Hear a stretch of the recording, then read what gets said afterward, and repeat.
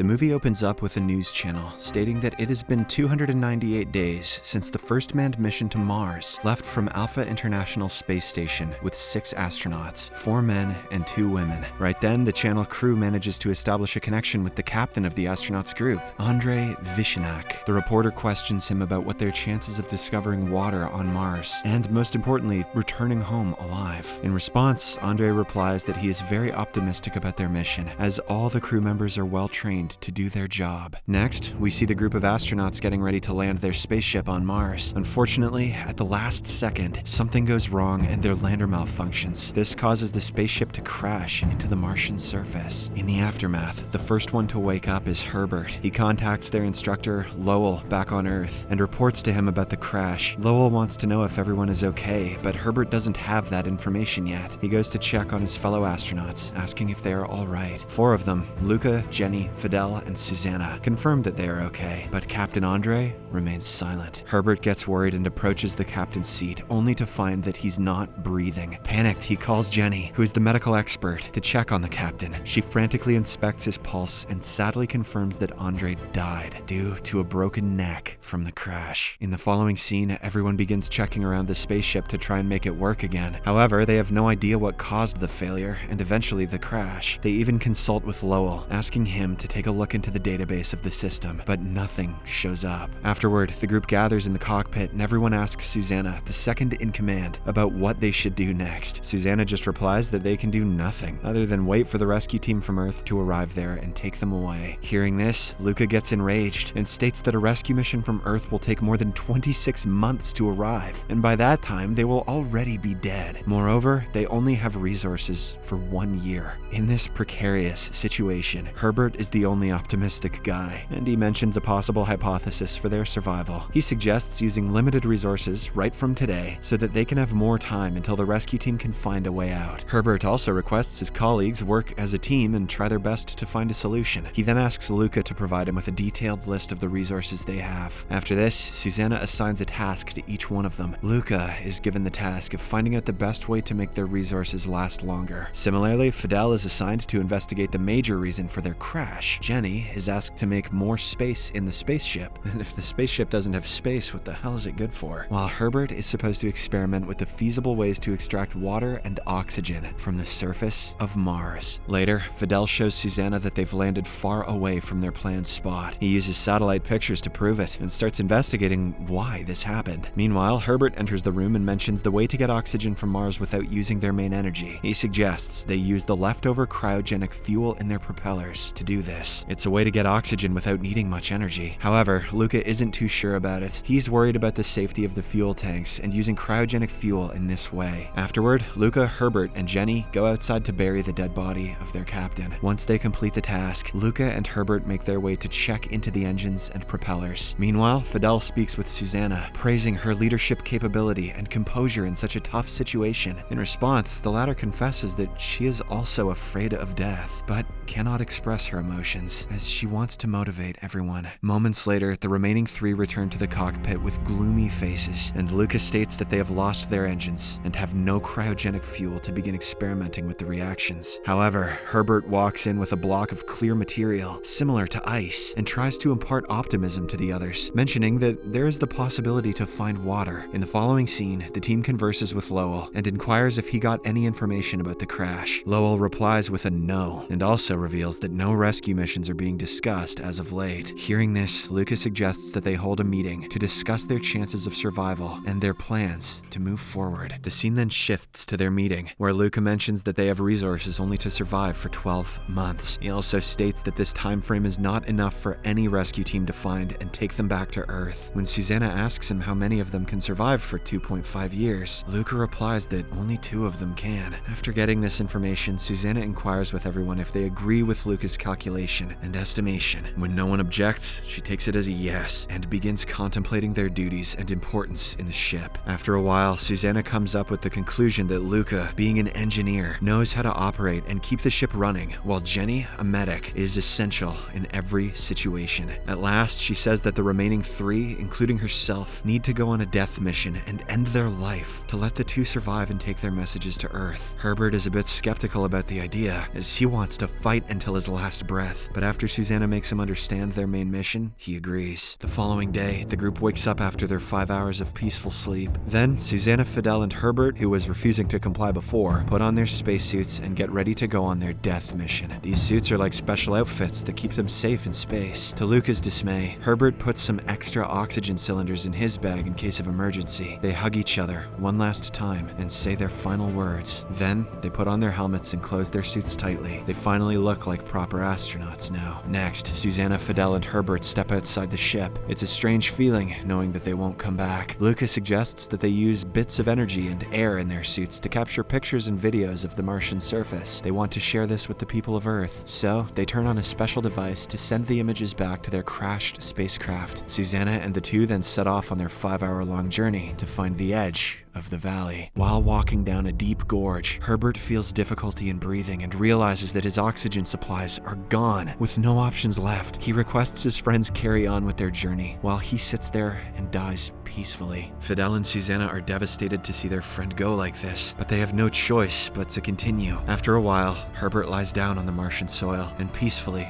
he passes away. But before he goes, he whispers to Susanna that he wishes he had more time to get to know her better. Susanna says she might have even dated him if he didn't have such a dorky name. It's a bittersweet moment, full of sadness. Despite this tragedy, Susanna and Fidel continue their journey, feeling a mix of sorrow and determination. They know they're doing something important for everyone back home. They walk together, remembering Herbert and knowing that their sacrifice might help the others survive. As Susanna and Fidel keep moving forward, Fidel starts to feel tired and suggests that the former should go ahead while he takes a rest. Just as he decides to rest, Susanna notices something strange up ahead, a cave-like opening. She walks toward it and realizes that the walls inside are covered with symbols and pictures that couldn't have been made by natural forces. It's as though they were created by intelligent beings. Excited and curious, she calls for Fidel to join her and share in this remarkable discovery. They enter the cave and explore deeper, fascinated by the mysterious carvings on the walls. As they go further in, something unbelievable happens. The air pressure, oxygen level, and temperature inside the cave become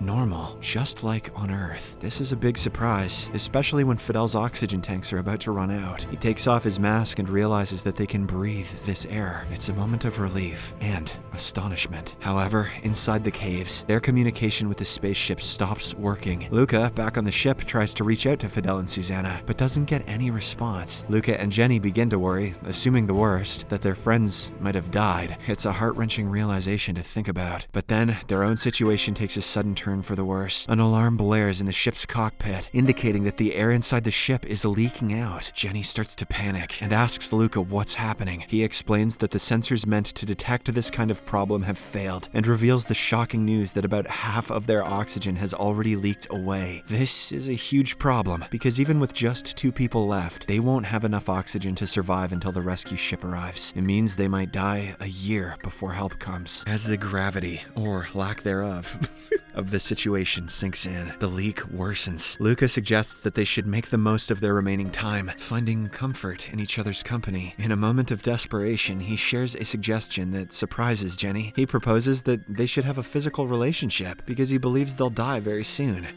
How sweet. However, Jenny declines his proposition and is determined to fix the leak and save their lives. Back in the mysterious cave, Fidel and Susanna decide to keep exploring the twisting passages. They're curious to see more of what this hidden place has to offer. While wandering around, Fidel accidentally enters a tunnel where the pressure is different from the rest of the cave. This sudden change messes up his body, making it hard for him to breathe properly. His insides get squashed, and even though Susanna manages to pull him back into a pressurized area, it's too late. Fidel can't breathe and he sadly passes away. This devastates Susanna, but after a bit of mourning, she continues on her own. As she goes deeper into the cave, she finds herself in a spot that's similar to where Fidel lost his life, but this time she notices another body, a creature from another civilization that used to live on Mars. It's a startling revelation, realizing that there were beings here before them. Meanwhile, in the spaceship, Jenny puts on her space suit and goes outside to fix the air leak, but despite her efforts, she can't stop the leak. Inside, Luca gets a message from Susanna. He's relieved to hear from her, and he quickly brings Jenny back inside. Luca shares the news with their commander, who has managed to find a way out of the pressurized tunnels and reconnect with them. Susanna explains that the air in the cave is safe to breathe, and Jenny is determined to join her there. With very little oxygen left in the ship, Luca and Jenny decide to take a chance. They put on their spacesuits, grab their oxygen bottles, and leave the ship behind to find Susanna. They navigate the challenging Martian landscape, and after a while, finally reach the cave. To their amazement, they can breathe just fine inside. So,